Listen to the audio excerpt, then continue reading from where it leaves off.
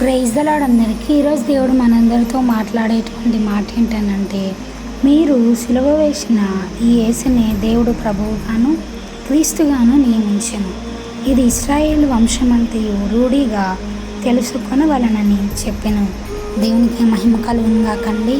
దేవుడు ఈరోజు ఈ యొక్క వాక్యం ద్వారా మనతో మాట్లాడుతూ ఉన్నారు. ఒకసారి మనం ఆలోచిస్తే ఈ యొక్క వాక్యం ఇక్కడ ఎప్పుడైతే దేవుడు అపోస్తులని దేవుని యొక్క ఆత్మ పరిశుద్ధాత్మ చేత నింపిన తర్వాత అక్కడ ఉన్నటువంటి ప్రజలతో పేతురు గారు మాట్లాడినటువంటి సందర్భం అండి. చూడండి, ఇక్కడ మీరు సిలువ వేసిన ఈ యేసుని దేవుడు ప్రభువుగాను క్రీస్తుగాను నియమించినట్టు. నిజంగా ఒక వాక్యం ఉంటుంది కదా, ఇల్లు కట్టువారు నిరాకరించిన రాయి మూలకు తలరాయి ఆయన. అంతే కదండి, క్రీస్తు అందరి చేత తృణీకరింపబడ్డారు, నిరాకరించబడ్డారు. అయితే మూలకు తలరాయిగా దేవుడు అతన్ని ప్రభువుగాను క్రీస్తుగాను నియమించారు. అట్ ద సేమ్ టైం అతి త్వరలో ఆయన రానయ్యున్నారు.